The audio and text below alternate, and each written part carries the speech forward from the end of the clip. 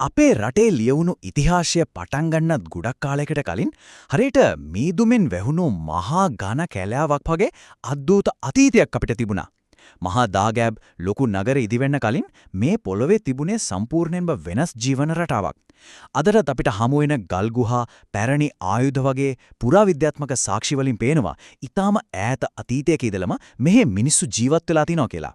හැබැයි මේ භෞතික සාක්ෂි වලට එහා ගිය අඳුරු ටිකක් බියකරු කතාවක් අපේ අතීතයේ හැංගිලා තිනවා. ඉතින් මේ ගවේෂණයෙන් අපි අද කතා කරන්නේ අන්නේ අතීතයේ හැංගුණු බියකරු ජනප්‍රවාද සහ ඒවායේ තියෙන සැබෑ ඓතිහාසික ඒ වගේම මනෝවිද්‍යාත්මක අර්ථය ගැනයි. සමහර කටා ගල්වල කොටලා නැති වුණත් ඒවා මිනිස්සුන්ගේ මතකයේ ඇතුලේ සදාකාලිකවම ජීවත් වෙනවා. හිතලා බලන්න. පුරාවිද්‍යාවෙන් අපිට ගල් ආයුධ, ඇටසැකිලි වගේ දේවල් හමු වෙනවා තමයි. හැබැයි මේ ආයුධ පාවිච්චි කරපු මිනිස්සුන්ගේ හීන, බලාපොරොත්තු, විශේෂයෙන්ම යාළගේ හිතවල තිබුණු බය ගැන අපිට කැණීම් වලින් හොයාගන්න බෑ. අන්න ඊ දේවල් හොයාගන්න නම් අපි යන්න ඕනි අපේ පැරණි සාහිත්‍යයට සහ ජනප්‍රවාදවලට. මේවා ඇතුලේ යක්ෂයෝ, නාගයෝ වගේ අద్భుත ජීවින් පිරුණු හරිම අභිරහස් ලෝකයක් හැංගිලා තියෙනවා. ඉතින් මෙන්න අපිට විසඳ ගන්න තියෙන ප්‍රධානම අභිරහස. මේ අතීතයේ හැංගුණු අඳුරු යක්ෂයෝ කියන්නේ ඇත්තටම හිටපු අයද? එහෙමත් නැත්නම් Tamanට තේරුම් ගන්න බැරි දේවල් ගැන මිනිස් සිතේ ඇතිවුණු බය නිසා නිර්මාණය වුණු සෙවණලි විතරද? මහා ඝන කැලෑවක ජීවත් වුණු අතීත මිනිස්සෝ Tamanට පාලනය කරන්න බැරි සබහාදහමේ බලවේග ඉස්සරහා ගොඩක් බය වෙනා. ඉතින් මේ අඳුරු ජනප්‍රවාද කියන්නේ සැබෑ ඉතිහාසයක්ද නැත්නම් අතීත සමාජය Tamanගේ බය නැති කරගන්න පාවිච්චි කරපු මනෝවිද්‍යාත්මක මෙවලමක්ද කියන එක අපි දැන් හොයලා බලමු. මේක තේරුම් ගන්න අපි අපේ පළවෙනි කොටසට යමු. අභිරහස් අතීතය සහ යක්ෂ සංකල්පය. මහාවංශය වගේ අපේ පුරාණ ග්‍රන්ථවල මේ ගැන ලොකුවට කතා කරනවා.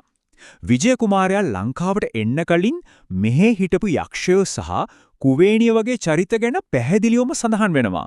ඒ කියන්නේ අපිට කලින් මේ භූමියේ වෙනම පාලනයක්, වෙනමම සංස්කෘතියක් තිබිලා තියෙනවා. මේක නිකම්ම නිකන් හිස් කැලෑවක් නෙවෙයි. හැබැයි මෙතනදී සාහිත්‍යය සහ පුරාවිද්‍යාව කියන දෙකේ තියෙන පරතරය හරිම පුදුම සාගතයි. එක පැත්තකින් පුරාණ සාහිත්‍යය කියන්නේ යක්ෂයෝ කියන්නේ අඳුරු මායාවන් තියෙන කැලෑවේ ඉන්න බියකරු අద్భుත රාක්ෂසෝ පිරිසක් කියලා. හැබැයි අනිත් පැත්තෙන් පුරාවිද්‍යාත්මකව බලවොත් සැබෑ රාක්ෂසෝ හිටියා කියලා ඔප්පු කරන්න කිසිම භෞතික සාක්ෂියක් නැහැ. යක්ෂ කියන වචනයෙන් ගොඩක් දුරට අදහස් වෙන්නේ නැත්තේ ඒ කාලේ මේ හිටපු ස්වදේශීය මානව කණ්ඩායම්. එහෙමත් නැත්නම් ගෝත්‍රික ජනතාව වෙන්න පුළුවන්. මේකෙන් අපිට තේරුම් ගන්න පුරුවන් ප්‍රධානම දේ තමයි මේ මුල් පදිංචිකරුවන් කියන්නේ අං තියෙන දත් විලිස්සාගත්තු සැබෑ යක්ෂයෝ නෙවෙයි කියන එක. හිතන්න ඈත අතීතයේ රැක ගිනිමැලයක් වටේ ඉඳගෙන මේ කතා පරම්පරාවෙන් පරම්පරාවට කියද්දී සාමාන්‍ය ගෝත්‍රික නායකයෝ සටන්කාමියෝ කාලයත් එක්ක බියකරු යක්ෂයෝ විදිහට අතිශයෝක්තියටපත් වෙන්නේ නැති. සාමාන්‍ය ඓතිහාසික සිදුවීම් ක්‍රමක්‍රමයෙන් අභිරහස් ජනප්‍රවාද බවට පත්ුනේ අන්න එහෙමයි. දෙවනි කොටස අමයක්ෂයාගේ අභිරහස සත්‍යක්ද ප්‍රබන්ධයක්ද? අතීත කතා අතරින් අතිශය බියකරු ජනප්‍රවාදයක් ගැන අපි දැන් කතා කරමු. ඒ තමයි අමයක්ෂයා. මෙනම එහුව ගමම්ම ඝන කැලෑවක හැංගිලා ඉන්න කෙනෙක්ව කන්න බලාගෙන ඉන්න අඳුරු රූපයක් අපේ මනසට එනවා. හැබැයි මේක ඇත්තක්ද? නැත්නම් නිකම්ම කතාවක් විතරද? ඇත්තටම කියනවා නම් අමයක්ෂයා කියන්නේ කොහේවත් ලියවිලා තහවුරු වුණු ඓතිහාසික චරිතයක් නෙවෙයි. කිසිම ඓතිහාසික වාර්තාවක, සෙල්ලිපියක හෝ කැණීමක මේ චරිතයේ ඉපදීමක්, ජීවිතයක් හෝ මරණයක් ගැන සඳහන් වෙන්නේ නැහැ. ඒ වෙනුවට මේක අద్భుත බලයන් තියෙන කැලෑවේ ජීවත් වෙනවායයි කියන ජනප්‍රවාද චරිතයක් විතරයි. මේක ලාංකීය ජනප්‍රවාද ඇතුලේ මිනිස් හිතේ තියෙන බය නිරූපණය කරන ප්‍රබලම සංකේතයක් කිව්වත් නෙවෙරදි.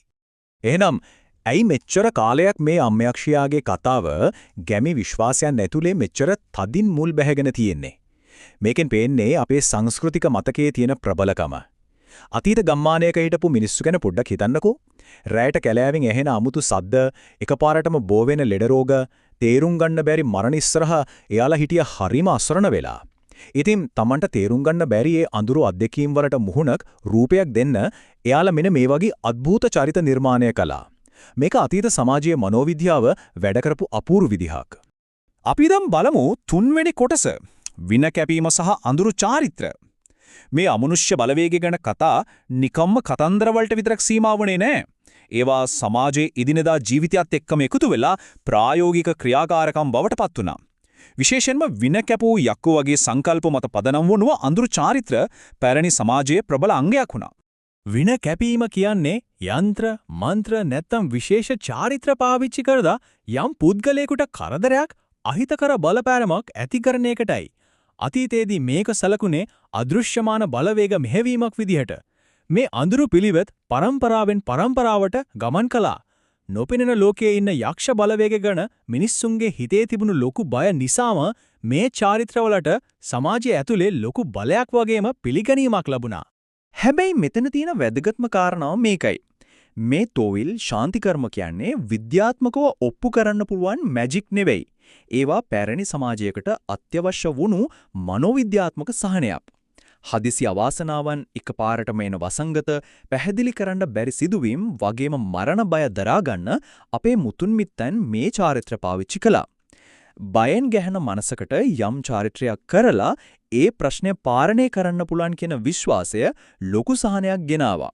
ඒක හරියට එයාලා ජීවත් වුණු ලෝකයේ තේරුම් ගන්න සහ ඒකට මුහුණ දෙන්න පාවිච්චි කරපු ආයුධයක් වගේ.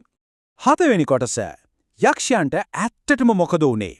දැන් අපි මේ අద్భుත චාරිත්‍ර වලින් ටිකක් මිදිලා ආයමත් අපේ ඓතිහාසික කාල රේඛාවට එමු. යක්ෂයෝ කියලා හඳුන්වපු ඒ ආදිවාසී ජන කණ්ඩායම් වලට ඇත්තටම මොකද උනේ? ඉතිහාසයේ කොයි මොකටකාරී යාළගේ අවසානයේ කොහොමද සිද්ධ වුනේ? මේක අපිට එන හරිම තීරණාත්මක ප්‍රශ්නයක්. විජය කුමාරයා ආවට පස්සේ මේ සම්පූර්ණ ජන කොට්ටාසෙම ලංකාවෙන් අතුගෑවිලා ගියාද? සමහර පැරණි කවිවල වචනාර්ථය ගත්තම පේන්නේ එයාලා සම්පූර්ණයෙන්ම විනාශ වෙලා ගියා. නැත්තම් වෙනත් දූපත් වලට පන්නලා දැම්මා වගේ අදහසක්. හැබැයි ඓතිහාසික ක්‍රියාවලිය ඊට වඩා ගොඩක් සංකීර්ණයි. ඉතිහාසය සහ මානව විද්‍යාව අපිට පැහැදිලිවම පෙන්වා දෙනවා යක්ෂයෝ කියලා හඳුන්වපු ජනතාව එකපාරටම අතුරුදහන් වුණේ නැහැ කියලා. කාලයත් එක්ක විවිධ ගෝත්‍රික කණ්ඩායම් සහ පිටින් ආපු පිරිස් එකිනෙකා එක්ක මිශ්‍ර වුණා. අලුත් සමාජීය සහ සංස්කෘතික වෙනස්කම් වලට මේ ආදිවාසී ජනතාව හිමින් හැඩ ගැසුණා. යාළගේ පැරණි විශ්වාස, පුද පූජා, දේශීය දෙවිවරු, අලුත් ආගමික සම්ප්‍රදායන් එක්ක හරිම අපූර්වට එකතු වුණා.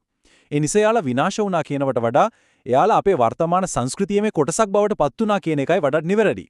මේ පුලුල් ඓතිහාසික සත්‍ය යක්ෂයා වගේ චරිතවලටත් පොදුයි.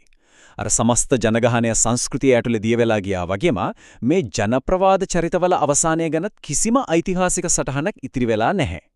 ඒ කාලේ කිසිම කෙනෙක් මේවා ලියලා නොතිබුණු නිසා ඓතිහාසික කරුණු කාලයේ මීදුම අස්සේ අතුරුදහන් වෙලා අන්තිමට කවි සහ ජනකතා විතරක් ඉතිරි වුණා. අතීතය අපිට කතා කරන්නේ මේ කතන්දර හරහා කියන එක මෙතනින් හොඳටම පැහැදිලි වෙනවා. පස්වෙනි සහ අවසාන කොටස ඉතිහාසය සහ ජනප්‍රවාද අතර තියෙන සෙවණල්ල. පුරාවෘත්ත සහ සැබෑ ඉතිහාසය අතර තියෙන හරිම තුනී සියුම් රේඛාවක්. අපි මේ කතා දිහා බැලුවම අපිට පේන්නේ මේවා නිකන් රාක්ෂසයෝ ගැන විස්තර විතරක් නෙවෙයි. ඊට වඩා එහාට ගිය පැරණි මිනිසාගේ මානසිකත්වය සහ එයාලට සබාධමත් එක්ක තිබුණු ගැඹුරු බැඳීම මේවා ඇතුලේ තියෙනවා.